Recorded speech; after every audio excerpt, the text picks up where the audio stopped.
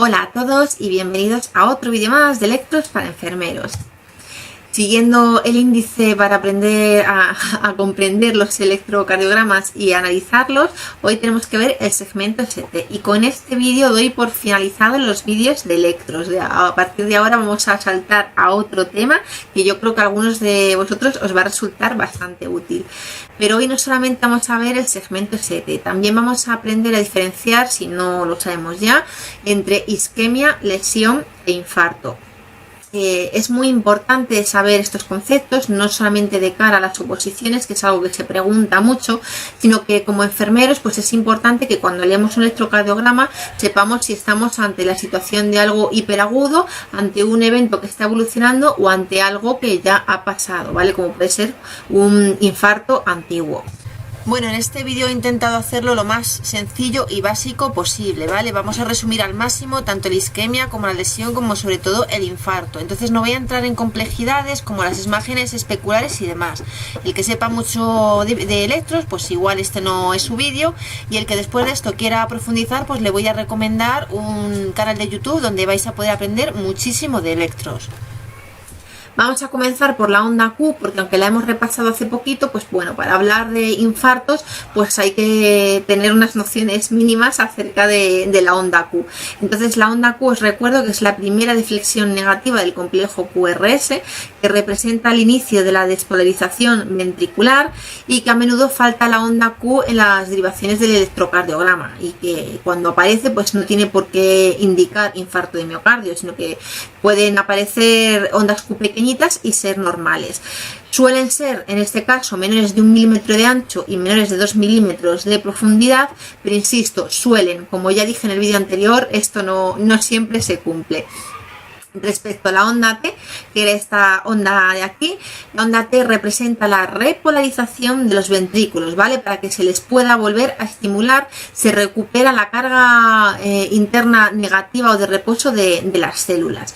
La forma de la onda T es redondeada, como la onda P, no es una onda picuda como las que componen el complejo QRS, y además es asimétrica. Si recordáis, la onda P que era asimétrica, si la partimos por la mitad es igual el lado izquierdo y el lado derecho, pero la onda T no es así. La onda T tiene tendencia a agruparse hacia el lado derecho. En condiciones normales, la onda T siempre va hacia donde va el complejo QRS, es decir, si en una derivación nos encontramos con que el complejo QRS es predominantemente positivo, pues la onda T es positiva, y si nos encontramos con que el complejo QRS es predominantemente negativo, pues la onda T tiene que ser negativa. Si esto no es así, si esto no se cumple y el complejo QRS va para un lado y la onda T va para otro, pues lo que es una inversión de la onda T, que ahora después explicaremos qué significa. Bueno, el segmento ST. No sé si recordáis la diferencia entre segmento e intervalo. El intervalo englobaba un segmento y una o más ondas, y en cambio el segmento pues es una línea que va desde el final de una onda hasta el inicio de otra. Entonces el segmento ST, como su propio nombre indica, pues es una línea que va desde el final de la onda S o desde el final del complejo QRS, como queráis, hasta el inicio de la onda T. Aquí no hay movimiento eléctrico, no hay corriente eléctrica desplazándose, y por eso en el electrocardiograma esto lo que hace es un dibujo de una línea exoeléctrica, de una línea plana. La duración del segmento ST suele, en condiciones normales, es menor a 0,20 segundos, es decir, menor de 5 milímetros, y tiene que ser isoeléctrico, ¿vale? Es decir, tiene que estar al mismo nivel que el segmento PR. Se pueden considerar alteraciones cuando se desnivela sobre esta altura más de 1 milímetro, ¿vale? Y puede ser tanto para arriba, que entonces estaría elevado, como hacia abajo, que entonces estaría deprimido. Y ahora vamos a repasar también un poquito de anatomía y de electrodos, o sea, de electrodos y de derivaciones.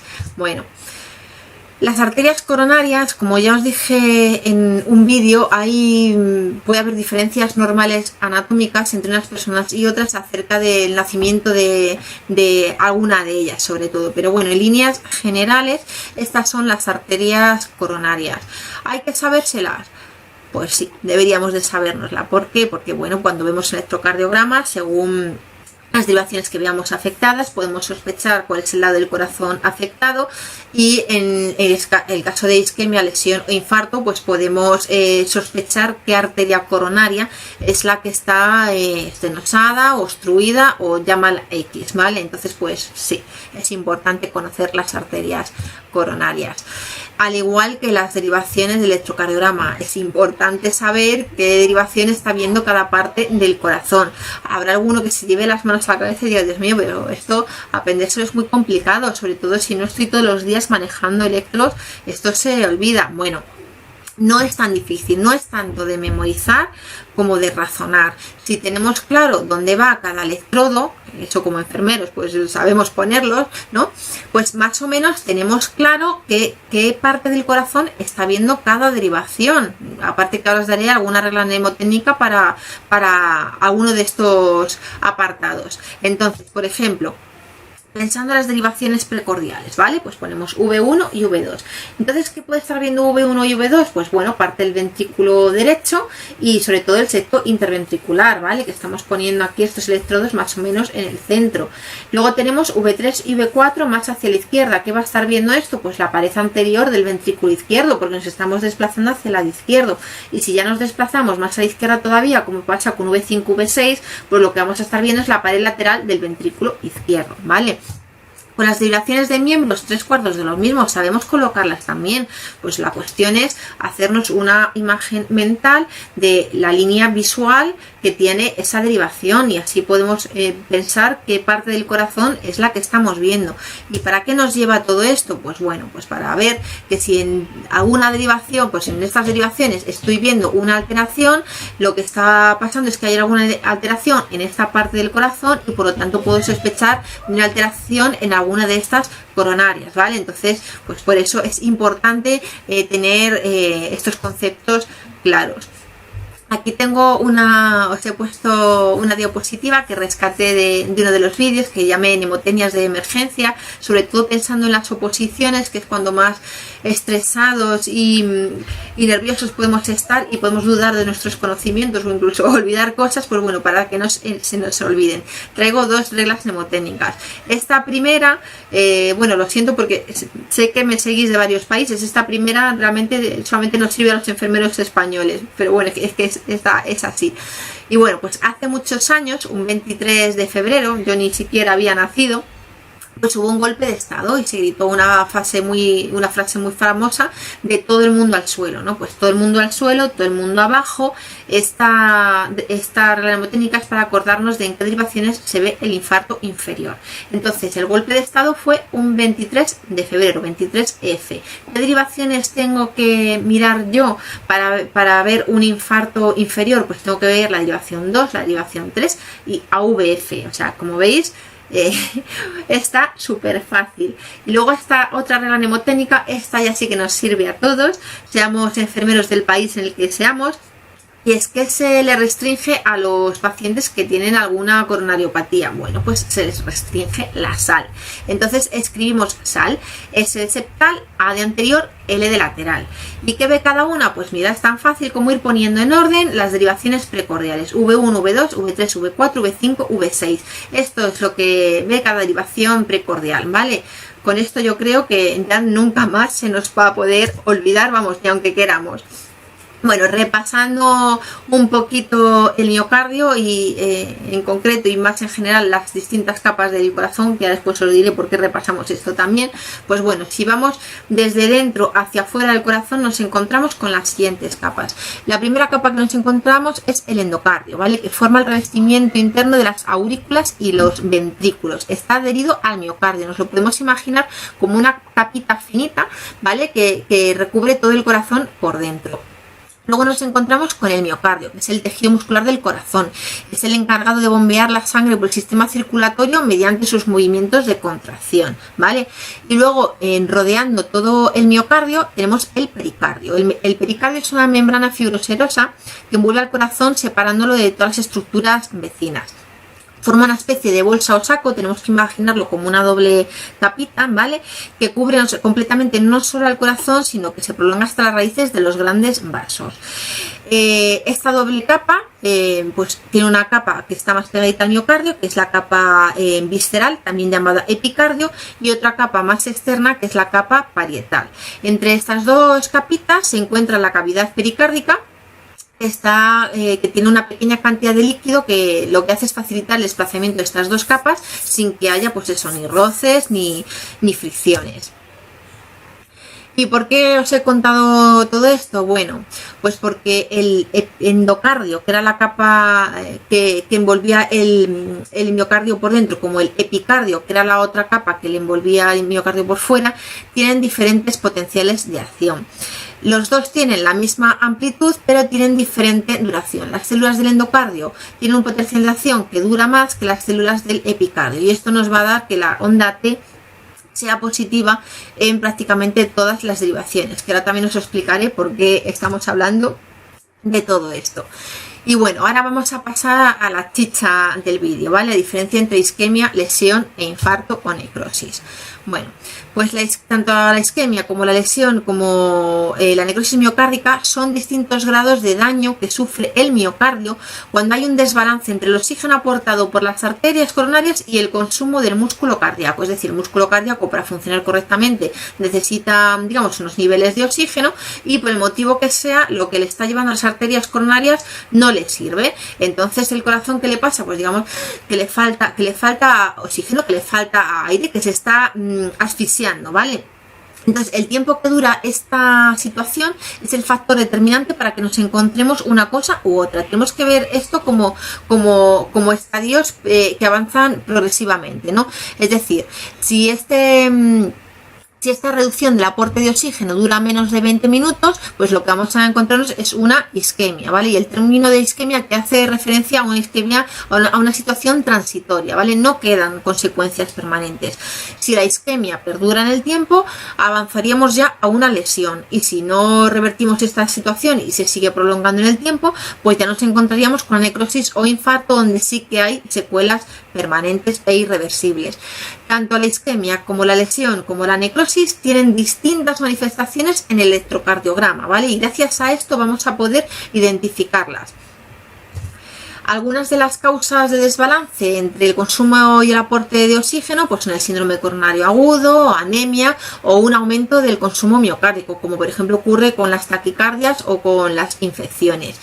Este desbalance de oxígeno se debe en la gran mayoría de los casos a que hay arterias coronarias que tienen zonas de estrechez o estenosis y por lo tanto no son capaces de suministrar el flujo adecuado.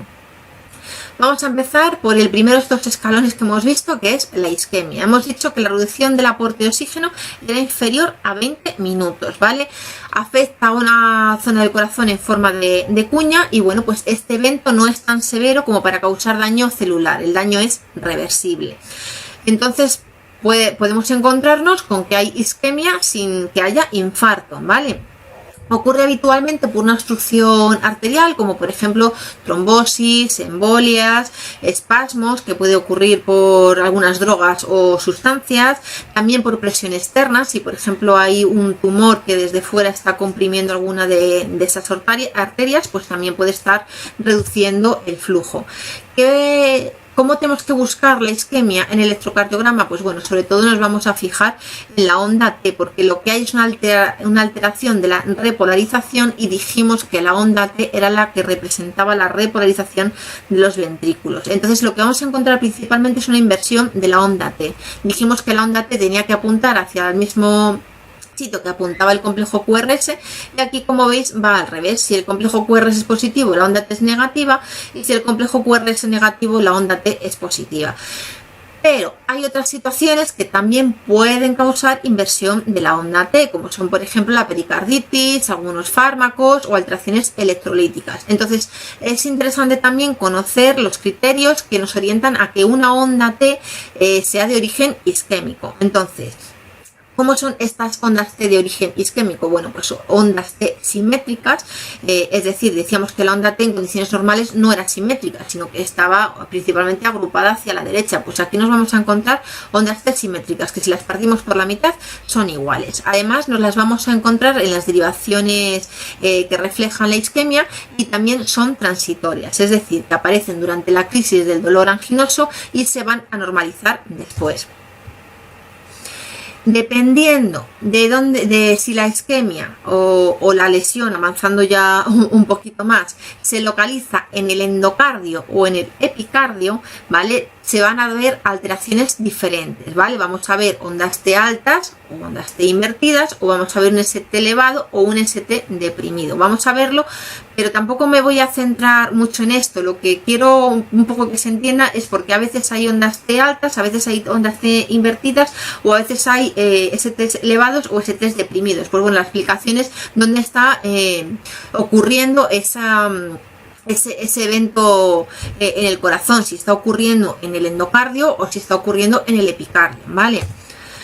Respecto a la isquemia subendocárdica, pues bueno, el endocardio tiene un potencial de acción que duraba más que el subepicardio, si os acordáis, y aquí lo que ocurre es que dura todavía más. Entonces, ¿qué nos vamos a encontrar? Pues con una onda T alta, picuda y simétrica.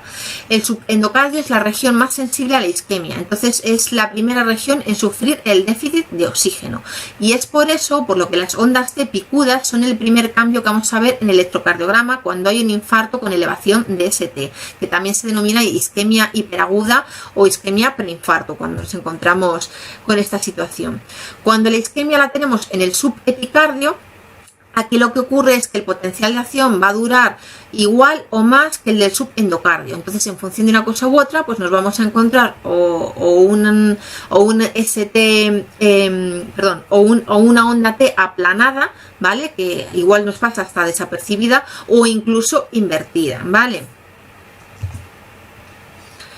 Y aquí tenemos una comparación de las dos situaciones, ¿vale? Pero que sepáis que principalmente, pues eso, que se dé una cosa u otra depende de si la isquemia se da aquí o si de la isquemia se da en esta otra parte. Pasamos a la lesión. Dijimos que si la isquemia duraba más de 20 minutos, subíamos otro escalón y ya hablábamos de lesión. El daño aún es reversible en gran parte, ¿vale? ¿Cómo vamos a ver una lesión en el electrocardiograma? Pues nos vamos a fijar en el ST, ¿vale? La principal alteración que vamos a ver son cambios en el segmento ST, porque lo que vamos a ver es que hay una elevación o bien un descenso. Más tarde van a volver a la línea basal, pero inicialmente lo que vamos a encontrar es eso. Y como pasaba con la isquemia, en función de dónde se encuentre la lesión, en el endocardio o en el epicardio, pues nos va a dar un dibujo en el electrocardiograma u otro. Si la lesión está en el subendocardio, lo que ocurre es que el potencial de acción del subendocardio va a ser menor que el del subepicardio y nos vamos a encontrar un descenso del segmento ST, ¿vale? Esto es un signo de isquemia activa. Si la lesión, por el contrario, está en el subepicardio, pues el potencial de acción va a ser mayor en el subendocardio y lo que vamos a ver en el electrocardiograma es una elevación del segmento ST, ¿vale? Esto es signo de infarto agudo y bueno, pues de corregir lo antes posible mediante fibrinolisis, angioplastia o lo que decidan aquellos que tienen que decidir. Y bueno, pues aquí tenéis otra vez otra comparativa de cómo se ve en un electrocardiograma si la lesión es el subendocardio o subepicárdica, pero sobre todo pues eso, que sepáis que el hecho de que haya depresión o elevación pues depende de si se está dando en el endocardio o se está dando en el epicardio. Y aquí pues una comparativa de las dos cosas, tanto de isquemia subepicárdica y subendocárdica como lesión subepicárdica y subendocárdica. Pasamos a la necrosis, hemos subido otro escalón. Ha persistido la isquemia miocárdica y ha progresado a lesión y esta situación ha durado más de 2 horas el déficit de oxígeno. Entonces nos encontramos ahora con una situación en la que el daño es irreversible. ¿Y por qué es irreversible? Pues porque deja cicatriz. la zona necrosada se convierte en una cicatriz y esta zona no es capaz ya de tener actividad eléctrica. El problema es que el corazón es uno de los pocos tejidos del cuerpo que no pueden regenerarse con sus propias células. Los miocardiocitos no pueden regenerarse y multiplicarse, sino que cuando el corazón tiene una lesión son los fibroblastos los que se encargan de reparar la misma, y esto va a formar una cicatriz y es el motivo por el cual la onda Q queda para toda la vida. ¿Cómo vamos a ver la necrosis en el electrocardiograma? Pues bueno, nos vamos a fijar sobre todo en la onda Q. Vamos a ver ondas Q patológicas. En este caso, que vemos ondas Q patológicas, a ver si la veis aquí, ondas Q patológicas en las derivaciones 2, 3 y AVF, pues lo que tenemos que sospechar pues es de un infarto inferior, ¿vale? ¿Os acordáis de lo del 23F, verdad? Bueno. Y bueno, y alguno dirá, vale, pero difícil memorizar, ¿no? Que si la T pertenece a isquemia, que si la lesión va respecto al ST. Lo de la onda Q con necrosis yo creo que sí que lo tenemos más interiorizados todos. Bueno, hay también reglas mnemotécnicas para esto, hay reglas mnemotécnicas para casi todos. La regla mnemotécnica que os voy a traer pertenece a las compañeras que crearon el libro de mnemotecnias de enfermería. Es un libro que está súper chulo y bueno, pues me han dado permiso para compartir con vosotros esa regla mnemotécnica. Lo que tenemos que hacer es cambiar la I por una T, ¿vale? Entonces, ¿qué nos tenemos que fijar en la isquemia? Pues una T invertida, ¿vale? En la lesión, pues rodeamos aquí ST, ¿vale? Y lo que tenemos que ver es que hay un desnivel del ST. Y respecto a la necrosis, han cambiado aquí la C por una Q, pues lo que encontramos es una onda Q patológica. Y como además es la única que tiene R de las tres, pues así nos acordamos de que la lesión es, o sea, de que esta situación es ya irreversible, ¿vale? Espero que os haya gustado tanto como me gustó a mí, que a mí desde luego me sirvió de mucho para aprendérmelo. Y en este esquemita pues tenemos la evolución del infarto en electrocardiograma. La primera manifestación, que aquí no aparece, sería una onda T alta, picuda y simétrica, ¿vale? Es verdad que esto rara vez se registra porque este cambio es muy precoz, rara vez se consigue ver porque cuando se hace electrocardiograma pues la elevación de la onda T pues ya no es tan evidente. Posteriormente lo que se ve es una elevación del ST, ¿vale? Que aparecen las derivaciones a las que se enfrenta la necrosis. Y bueno, pues eso es una alteración también muy precoz, ¿vale? Y se puede detectar incluso en los primeros minutos de la oclusión total de la arteria coronaria. Entonces es una de las alteraciones más importantes del infarto agudo. Luego pasaríamos a una fase más evolutiva, ¿no? Nos encontramos unas ondas Q patológicas que aparecen entre las 6 y las 9 horas de la oclusión, las mismas derivaciones en las que hay elevación del ST. Nos encontramos también que hay una inversión de las ondas T después de que aparezca la onda Q, la onda T se aplana y posteriormente lo que hace es invertirse. Sucede tras horas de comienzo del dolor y frecuentemente incluso el segundo día de cuando comienza el dolor. Luego hay normalización del ST que comienza a descender y vuelve a la normalidad tras varios días y bueno, pues como ya dijimos, si ha habido necrosis, pues el electro más o menos se va a normalizar, pero va a persistir la onda Q. Aquí tenemos un cuadradito con un diagnóstico diferencial entre pericarditis aguda e infarto. ¿Por qué? Pues porque bueno, algunos de los signos y síntomas se parecen, ¿vale? Entonces, pues para saber diferenciar una patología de la otra. Esto, como ya os he dicho muchas veces, un electrocardiograma normal no excluye una coronariopatía. Podemos tener un electrocardiograma normal y tener un corazón que no está funcionando correctamente, ¿vale? Recomendaciones, como os dije que os iba a recomendar un canal de YouTube donde aprender muchísimo de electros. Bueno, pues tenemos a este señor Alberto San Agustín, que hace vídeos de medicina. Tiene muchísimos vídeos de electrocardiografía, si no me equivoco, y según ve aquí serán como unos 24.